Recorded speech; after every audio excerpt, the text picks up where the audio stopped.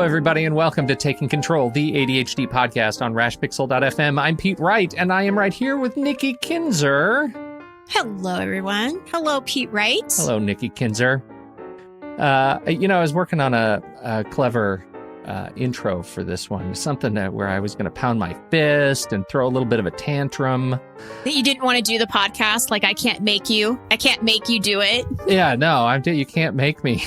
And then I realized that's too much like my kids. I can't bury myself in the part. No. We're talking about resistance, the you can't make me resistance and ADHD, which is something that I bet our community has experienced. I know they've experienced. Before we do that, head over to takecontroladhd.com and get to know us a little bit better.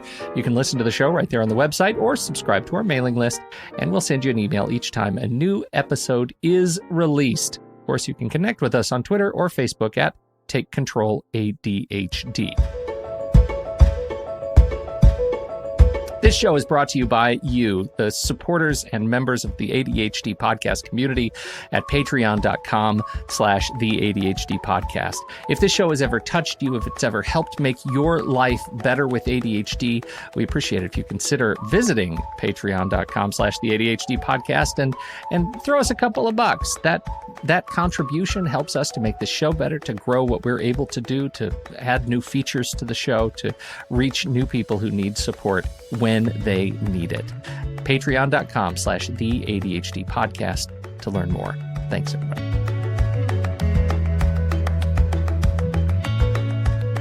All right, Nikki Kinzer. Here's the question. I'll take this question on. You're gonna take it? Oh, good. Uh-huh. Oh, I'm very excited. All right. Because it came from actually it's come from a couple of members of my coaching groups in different ways. Yeah. So basically the question came out, can we talk about resistance? You know, you need to do something, but you don't want to do it. And then you end up avoiding it.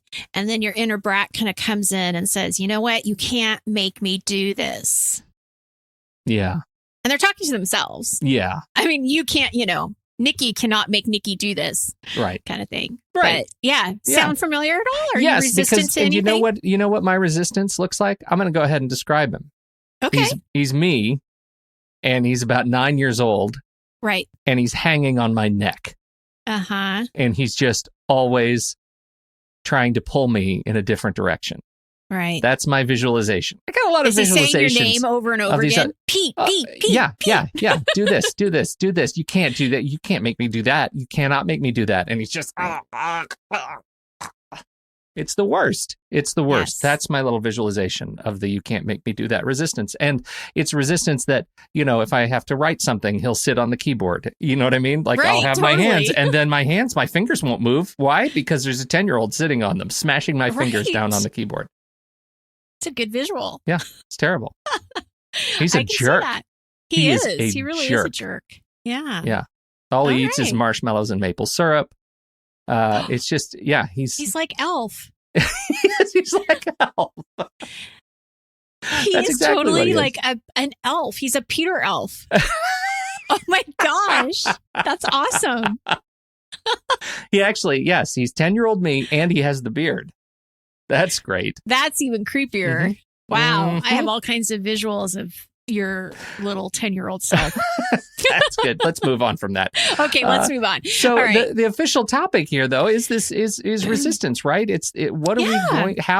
How does resistance manifest in the ADHD brain? Well, it does a lot in a lot of different ways. And, the formal definition, I was interested to see what the formal definition of resistance is. It's the refusal to accept or comply with something, the attempt to prevent something by action or argument. So it already sounds like it wants to fight. Yeah. Doesn't it? It's very aggressive. Really aggressive. So this isn't even just about avoiding. This is just like, no, I don't want to do it. So there's different reasons why ADDers may feel resistant towards things.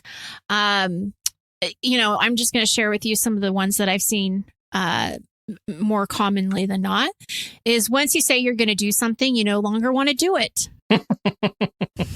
That's true. Right? The best way to actually get something done is not talk about it to anybody. Is not to talk about it, because as soon as you put it on your to-do list, and then all of a sudden it becomes something you don't want to do or don't care about. So there could be, with coaching and some questions that you're going to be asked here soon, there could be some kind of underlying fear there that's making you not want to do it. So that's something to explore. Yeah. Just don't feel like doing it. So, it was shiny. It was a shiny object at first, and now it's just not as exciting. And so I've lost motivation, and you just don't feel like doing it anymore. It just doesn't look good, right? It's not tasty. Right. Procrastination, of course, is going to come into play when it comes to resistance, because you're avoiding to make or to take any action. Mm-hmm. But you also could be overwhelmed. You could be underestimating the amount of time it's going to take you to do something. Or the complexity of it. Exactly. It doesn't want to be, you just don't want to be told. The ADHD doesn't want to be told what to do or how to do it or when to do it.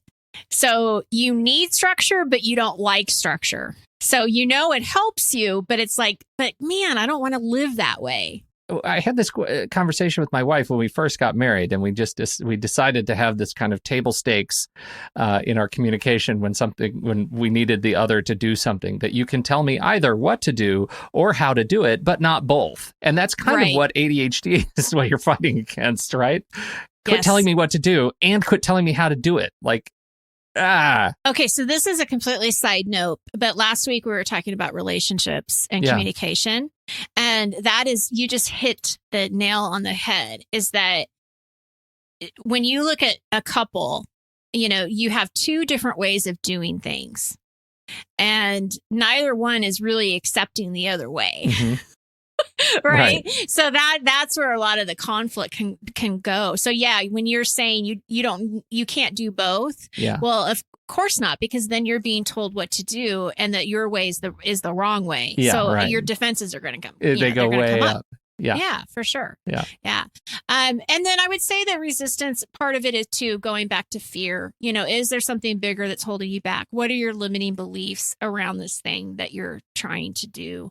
And there's a lot of different situations where you might find yourself resistant. Mm-hmm. Where I find it in group coaching is just setting goals, like setting that focus for the week is, I hear some people resisting that because, again, they're afraid that if they say they're going to do it, they're going to lose interest and not want to do it. Yeah. And then is there a fallout for not doing it and then coming back to the accountability group saying that I didn't do it? Yeah. So there's a lot of things kind of going on in their mind.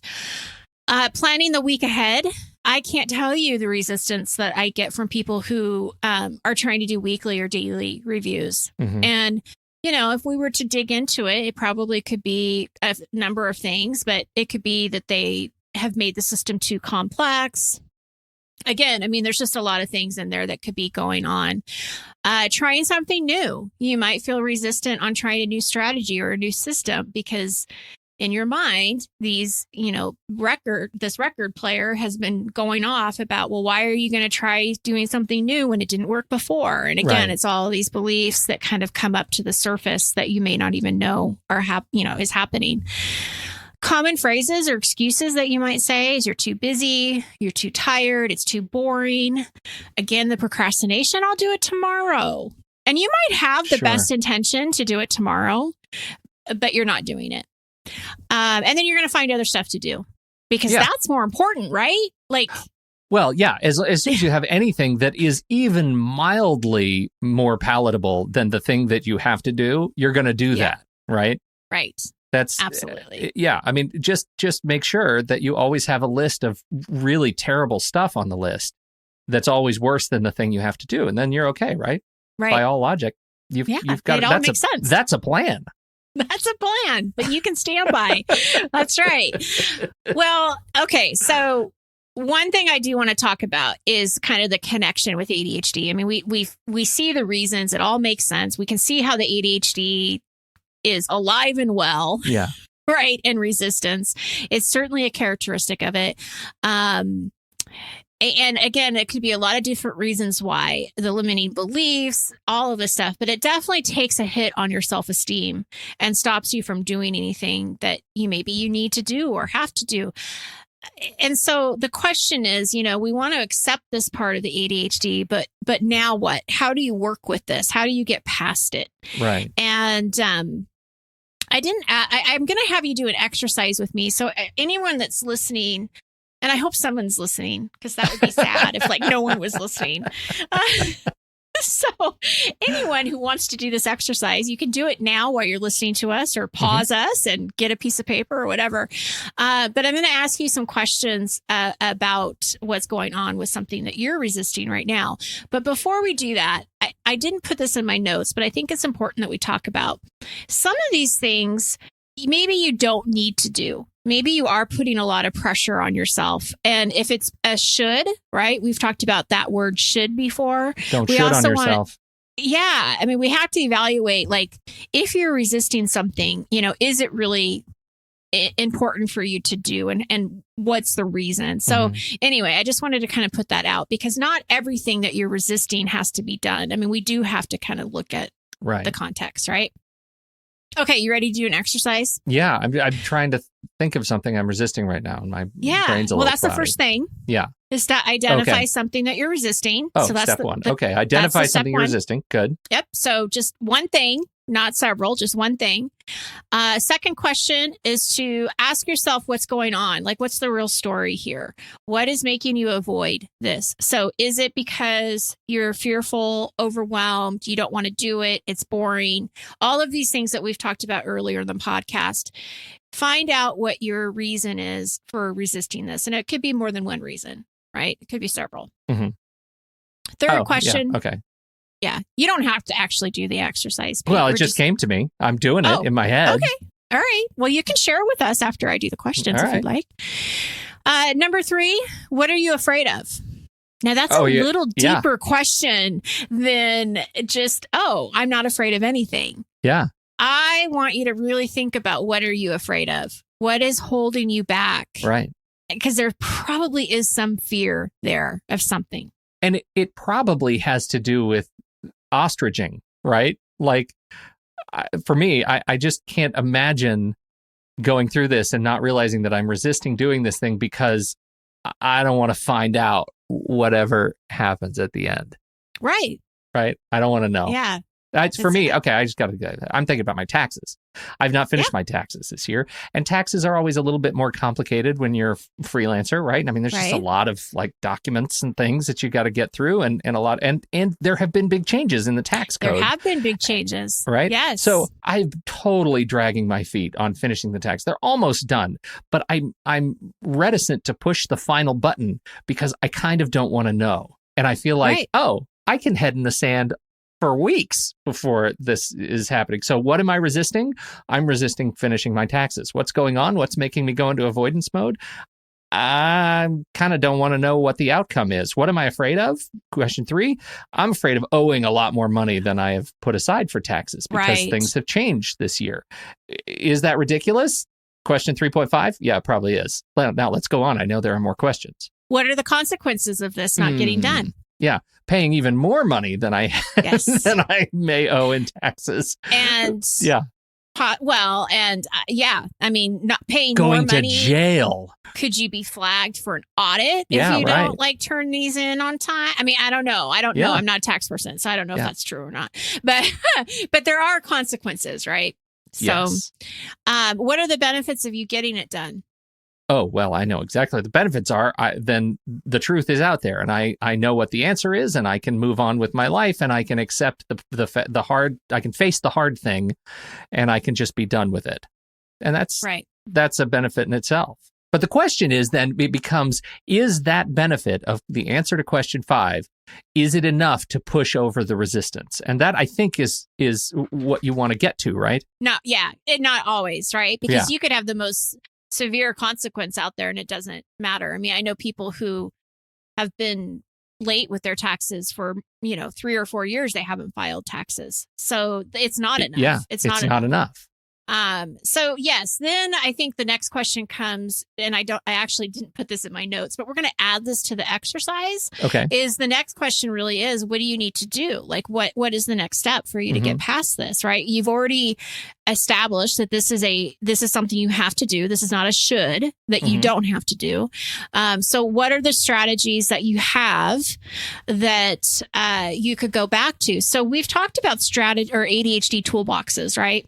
Yes. A way, we want to put strategies that work or ones that you're interested in trying. We want to put them together. We want to put them in one place. So if you don't have a toolbox, you want to try to start building one, because this is the exact time that you would want to go back to that toolbox and think, okay, what can I do to get past this? Because I really want to get past this. And I think it starts with your limiting beliefs, about this task. Your fear is that you're going to owe money, but say you owe money. Yeah. Okay. Right. So worst case scenario, you work out some kind of payment plan with the IRS, right, and you're going to pay it. So it's really not that bad, So that's the thing, is you have to kind of identify what are you believing about this and how do you work through that. Now, some things are going to be a lot more complex than that. I mean, we know that. Right. Break your project down. How many times have we talked about that? And this you've already broken down because you've gotten started. You're just getting to the point where you have to wrap it up and see what the results is. Exactly. But even, taxes is a big deal right now. I've had a lot of clients talking to me about just gathering the paperwork. Okay, that first step is done. Separating it into the categories that they need to separate it into. And gathering the receipts. It's like just breaking it down so that you can start working on the project. Work with someone. Verbally process what needs to happen. In your situation, Pete, work with your wife. Yeah, I'm already blessed with an accountability partner who has a vested interest in completion of this task. Yes, absolutely. But, just verbally processing and having a partner with you makes a big difference, right? Yeah. And then again, I guess this kind of goes down to the breaking down the project, but really what's the smallest point of entry for you to get started? Yeah. And so if you were at a point where you hadn't started yet, would that be just gathering the paperwork or the receipts or whatever? Yeah. But getting that started is a big part, because we know that that's an executive function. Also, that ADHD is challenged with is just getting that first step done. Yeah. Working at smaller increments of time is a great strategy. So trying to say, instead of saying, I'm going to work on taxes all weekend, well, that's a little overwhelming. Yeah. You're going to work on an hour of taxes on Saturday, an hour on of taxes on Sunday, and then see where you're at and how you need to divide that time. So it makes it just a little less cumbersome when you can. So these are all tools. This is the toolbox. This is the toolbox of, I'm resisting something. What can I do to break through that? So you're not accepting it anymore. You're taking control of it. You're owning it. And you're figuring out, okay, what do I need to do? Maybe it's getting a body double or an accountability partner. Whatever it is, that's another tool that you can throw in there. But figuring it out and not giving up on it, right? Because there's something's going to help you. Something is out there that you're going to grab onto, and it's going to help you get started. And that's the thing, is we want to keep looking. If these tools don't work, then find something else. Keep looking, and keep figuring it out. Well, it's really funny. Just the act of going through this process of you talking about it, I didn't really even imagine that I was resisting anything, right? And right. It amuses me on some level that I didn't catch that I was resisting finishing my taxes until we started talking about the specific constituent elements of resistance. I realized, I'm totally resisting this thing. I'm absolutely existing in a state of at least a slow burn fear over what a possible outcome is. Absolutely. And I think that is part of the benefit of the exercise. The fact that you go through the exercise will allow you to uncover some things that fit that mold in your life that maybe you don't even know you are subtly, insidiously resisting. Our job is done. Power pose. Power pose. Yeah. Yes. Thank you, everybody. Yeah, you're fantastic. Thank you for downloading and listening to this show. We certainly appreciate your time and your attention. On behalf of Nikki Kinzer, I'm Pete Wright. We'll catch you next time right here on Taking Control, the ADHD podcast.